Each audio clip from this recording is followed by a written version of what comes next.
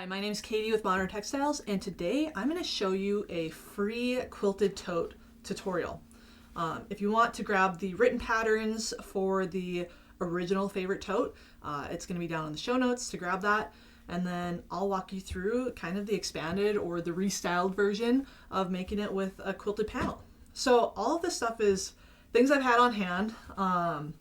One of it is actually leftover quilted panel I had from my a leftover quilted panel I had for making a patchwork duffel by Knot and Thread. And so I was looking up the pattern of the favorite tote, and I was like, you know what, I think this is going to be enough to go ahead and make a quilted version of this tote. So what you're going to need is enough of a quilted panel to get 18 inches by 17 inches, two of those pieces. I have a half yard of kind of an accent print that's going to be my front pocket. And then I got some SF 101 to give this a little bit of stability, so that way the pocket's actually going to do its job and be nice and crisp and stand up to all the wear and tear. As well as, I want to say you need about 50 inches of webbing. I have this 1.5 inch webbing that I think is going to look great with the natural vibe of this accent fabric, as well as the more natural aesthetic of the quilted panel. So all of this so far is going to be Ruby Star Society. This is going to be from Alexia Marcella Begg, and then this is going to be from, her Meadow Star line from the same designer. So I think I got everything from Stitch Supply Co. out of Altoona, Wisconsin. Same with the webbing. And then I actually had this binding on hand. Clearly I used it for something and I don't think it was enough, so I had to rip it out, and I was like, well, I'll just save it for another project. So once again, very helpful having everything on hand, and that way I can go ahead and, continue to sew through my stash. So I'm gonna go ahead and cut our panels and everything we need and go from there. All right, now that I have everything cut out, I've got my bindings, I've got my outside pocket, which as you can tell, I had to change fabrics because I miscut. Sadly, I loved that other fabric. I just cut it wrong. And I was like, you know what, I could have just stuck with the smaller sizing, but I really want to make this one look good. So I went ahead and grabbed something else from my scrap bin, which I think it might be a better fit, if I'm being honest, for this. It's a lot more natural. It's from Ruby Star Society. They always make great stuff. I've got my handles and I've got my SF 101 cut. So I'm going to go ahead, bounce over to my pressing station and get SF 101 pressed to, did I cut this so terribly? My gosh, who am I? And I'm just going to press it the way it is because it's really where I'm worried about the stability is right where you drop things into that pocket. You don't want it to be all floppy and sad like that. So I'm going to go ahead and just press this at the top part of my my pockets, and then go ahead and I'll do everything per the instructions. All right, so we are on to constructing our tote. So I've got the SF 101 pressed to both sides of my pocket. I'm going to go ahead and sew these right sides together and then leave at the bottom just like about a 4 or 5 inch gap for me to flip it right side out.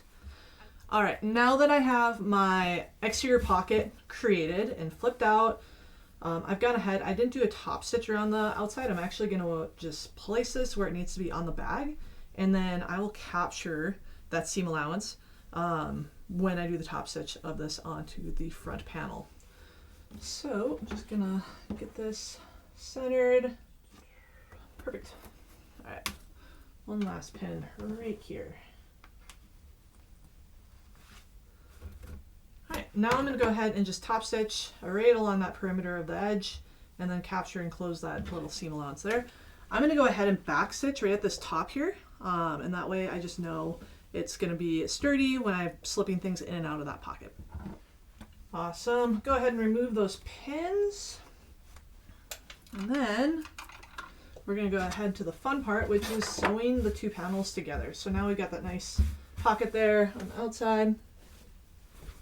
Right sides together. This other panel has nothing on the back there, so we're just going to go ahead Put these guys together.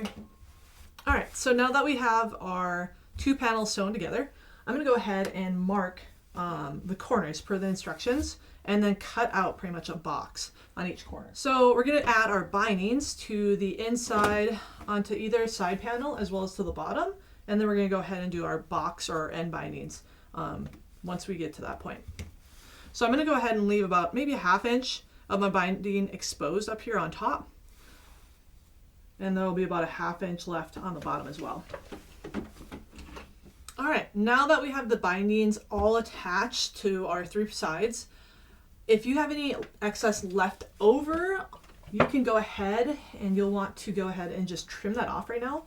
Down here, our end bindings will go ahead and cover these 2 edges, so we don't have to worry about that. And then up here, we're actually gonna do a top binding, so those bindings can get trimmed off as well. Now that we have those trimmed, we're gonna go ahead and just wrap our binding around to the front and top stitch right along the side, just like we would with a quilt. You just wanna cover that seam that you just created with attaching your bindings, and then just slowly stitch away on that. It'd be very helpful if you do have a by Annie stiletto or any type of stiletto. That helps you just make sure you keep your fingers out of the way and really tucks that binding underneath your presser foot, especially that beginning and the very end when you don't really have good traction with your hands. All right, now that we have our bindings on, all 3 sides, we're gonna go ahead and put our end bindings on. So what I like to do is, when you are putting these 2 seams together, they're pretty bulky, right? I just nest them. That's gonna be your best option. So that way when you cross that bridge with your end binding, it's not gonna be a total nightmare. Clips are always the best whenever it comes to bags. You can definitely pin, don't get me wrong, but just, you don't have to fight going through so many layers. And then I'm double checking, so I already pushed this seam down that way, so I'm doing the same to nest. All right, now I'm gonna go ahead and just put my bindings right in line and clip them in place. I like to just do 1 seam that captures the box corner here, as well as, and I just want to let you know, you will have about 1/2 inch overage on each side of your little bindings here. That's okay, because what we'll do is when we do the final attachment, we will tuck those in and it'll give it a nice finished look. I'm going to show you what I do for the ends. As you can see, we've got overage on both sides, which is good. Okay, so this is where it's kind of nice to have a stiletto. I'm just going to go ahead and fold this end in, and then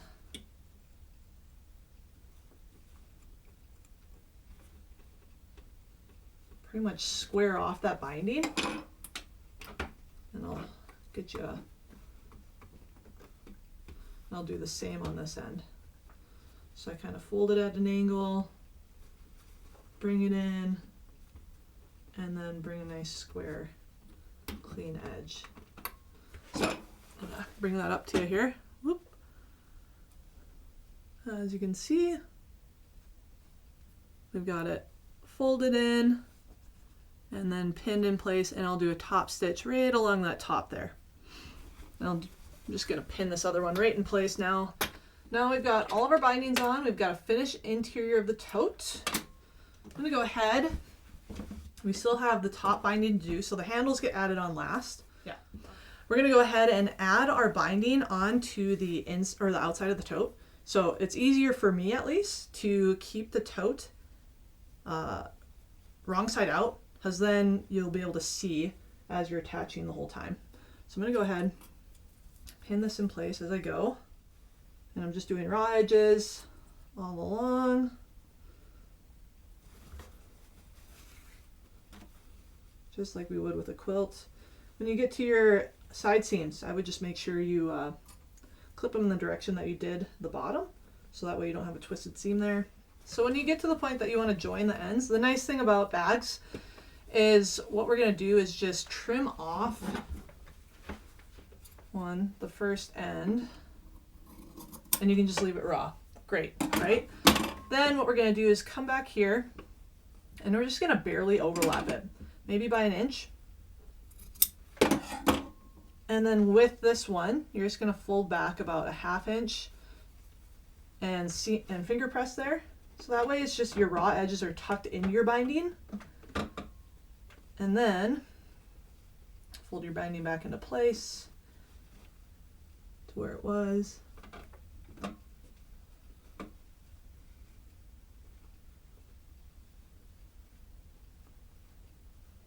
And then you're just going to take your raw edge and tuck that right into your folded over binding.